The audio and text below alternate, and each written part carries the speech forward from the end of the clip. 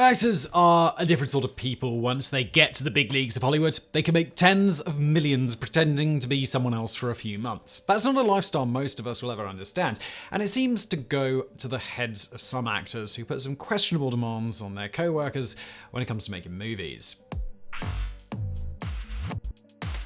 Number 10. Salvador Dali's Dune Payday. Dune is something of a cultural phenomenon these days. David Lynch's 1984 movie was a cult classic, and the 2021 remake managed to really capture the imagination of audiences with updated special effects and a different interpretation of the source material. But what about Alejandro Jodorowsky's 1970s version? Before Lynch, Jodorowsky tried to make the movie, and it would have featured an amazing cast including Mick Jagger, Orson Welles, and David Carradine. The director also snagged one unexpected star in the form of artist Salvador Dali. He was set to play the Parasha Emperor Shaddam IV. The role came with one very particular condition. He demanded to be paid $100,000 per hour so that he could be the highest paid actor of all time. Jodorowsky either felt that getting Dali was such a coup that he couldn't say no, or he really wanted to spite the man for his request because he agreed to the terms. Then he cut the character's role down so severely that Dali was only needed for 1 hour for $100,000. The movie never got off the ground though, so we never got to see what $100,000 buys from Salvador Dali. Number 9. Gary Busey's Heaven. Gary Busey is known as one of the most eccentric actors in Hollywood. Whether as a result of some very drug-fueled early days in Hollywood, which included snorting cocaine off a dog, or his 1988 motorcycle accident that nearly killed him, he's been through some stuff. And it's that latter point that resulted in what must be one of the strangest demands an actor has ever made. In 2003, Busey was cast in a movie called Quigley. The plot of the movie is that a greedy CEO dies in an accident and God sends him back to Earth as a Pomeranian dog named Quigley. Busey played the man/dog. Obviously, the plot requires a scene in heaven, but Busey stopped production when he was supposed to film it. He told the director he'd already been to heaven as a result of his 1988 accident, and the heaven they built on set was not accurate. He made them make changes, which included getting rid of mirrors because heaven doesn't have any. He was so committed to his vision that, according to co-star Curtis Armstrong, Busey got into a fistfight with another actor who had also had a near-death experience and disagreed with Busey's version of heaven. In any event, Busey wouldn't continue filming until they made changes to the look. Number 8. Deer Hunter Live Round. When it comes to method acting, and we'll touch on that later, most people tend to think of Daniel Day-Lewis, but it's worth remembering that the legendary Robert De Niro falls into this category as well. For most of his roles, this included a lot of heavy research and even physical training. But that wasn't the case with every role, and arguably De Niro takes the cake for being the most method actor ever with his on-set behavior during the filming of The Deer Hunter. In what is still considered one of the most powerful scenes in cinema, De Niro's character is forced into a game of Russian roulette with Christopher Walken by soldiers holding them at gunpoint. It's about as tense as any scene you'll ever see, and it's made even more intense when you find out how De Niro insisted that the scene be filmed.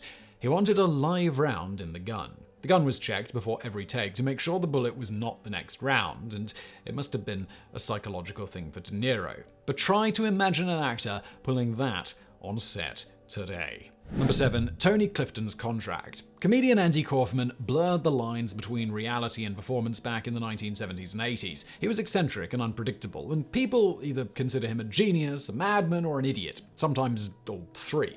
But he rose to fame on the show Taxi, and people loved him there, so the producers were willing to give him a lot of latitude. Kaufman had an alter ego, a character he played on stage called Tony Clifton. Clifton was an obnoxious, overweight lounge singer character who himself wasn't funny, but the joke was that he was so over the top that he was supposed to be funny. At least to some people. As Clifton, Kaufman didn't care who he offended or how, and it rubbed a lot of people the wrong way. In order to get Kaufman to appear on Taxi, the producers had to agree to his contract demands. One of those was that Tony Clifton was going to appear on the show. In fact, a separate contract was made out for Tony Clifton. Clifton was a terrible actor and showed up on set with 2 prostitutes. Producers told Kaufman that Clifton was being fired, and then when they did a table read as per Kaufman's demands, Clifton threw a fit of rage and had to be removed by security. Remember, these are both the same people. Number 6. Prince's New Girl cameo. There's no doubt Prince is a musical icon, and the man himself had a bold, weird personality. He was notoriously outspoken and not afraid to turn down opportunities that other people would have crawled through hot coals to have. So on the rare occasion when Prince did agree to do something a little off the beaten path, you have to assume that everyone went out of their way to keep him happy. When it came to acting, Prince did very little. He was in a handful of movies, most of which he directed himself, and 2 television appearances. His first TV spot was on The Muppets It's Tonight in 1997, and then 2 years before he died, he appeared on the sitcom New Girl.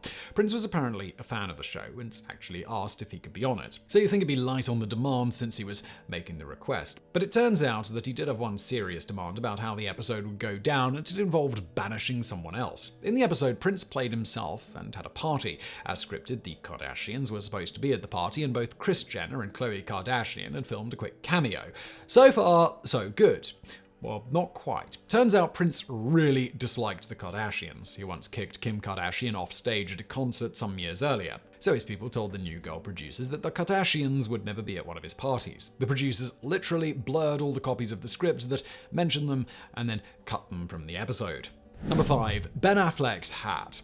Ben Affleck loves Boston. Everyone who knows Ben Affleck knows this, and that's fine. Lots of people love the cities they come from on their local sports team. But Ben Affleck's love of Boston takes on a new dynamic that has literally interfered with his work. On the set of the movie Gone Girl, often considered one of Affleck's best, the director David Fincher needed Affleck to do one simple thing when his character was in New York. He had to wear a New York Yankees hat, as in the arch rival of Affleck's beloved Boston Red Sox. Remember, this is just an actor playing a role, a pretend person who isn't real, and Affleck would not do it. On the director's commentary track, Fincher referred to Affleck as being entirely unprofessional and mentions it shut down production for 4 days. In the end, they compromised on a Mets hat. Number 4. Sean Bean walked Middle-earth. The Lord of the Rings was a massive undertaking, and while today we're more used to expansive cinematic universes, the trilogy was a real feat when it was first made. It was colossal in scope. It took 438 days to film the entire adventure, which is a hell of an investment of time and effort from all of the actors. The time and effort put into making the movie takes on a new level when you take one actor's needs into account. Sean Bean, famous for dying tragically in almost everything he's ever starred in, had a very unusual requirement. Bean is terrified of flying. On paper, that doesn't sound like a big deal. There aren't a lot of planes in Middle-earth. But there were mountains, and the cast needed to be flown by helicopter up into those mountains to film their scenes. Bean refused, and while everyone else flew, he just climbed the mountain like a boss. He was dressed in full Boromir armor and had to spend several hours catching up. Number 3. Mike Myers loves chocolate.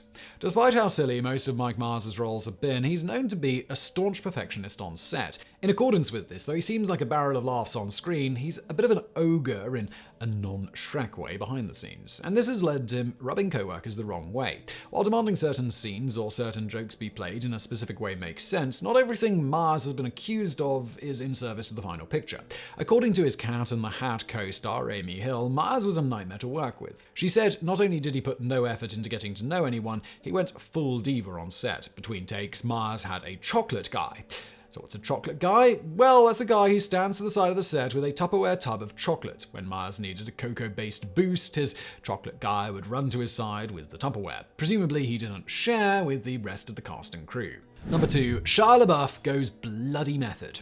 We discussed Robert De Niro's method acting earlier and how dangerous that was, but at least it was potential danger. Shia LaBeouf doesn't deal in potential. His method acting is full dangerous and absolutely unsafe. In the movie Fury, he played a tank gunner. To make the character more real, he decided to live life the way he felt a tank gunner needed to live. That included cutting back severely on things like hygiene. Rumor has it that director and fellow actor Brad Pitt warned him that he needed to bathe because he was offending everyone on set. When he refused, he was sent to a small bed and breakfast to stay by himself. But most dramatically, in order to achieve the effect of a truly wounded warrior, he literally took a knife and sliced his own face open. Over the course of the film, he apparently continued to reopen the cuts to keep them looking fresh, and of course, he had a tooth removed to complete the look. Number 1. Kirk Cameron's mortality. Kirk Cameron is not well known to the kids of today, but if you grew up in the 1980s, he was like Harry Styles, only more judgmental. Star of the hit sitcom Growing Pains, Cameron was primed to be a teen heartthrob, but he took an unexpected turn and became a born-again Christian.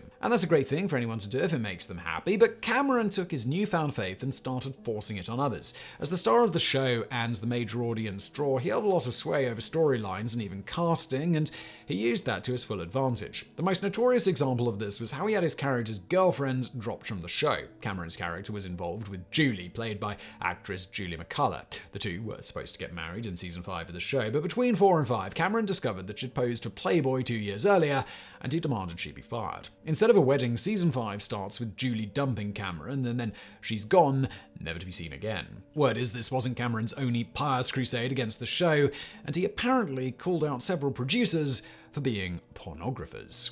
So I really hope you found this video interesting. If you did, please do hit that thumbs up button below. Don't forget to subscribe, and thank you for watching.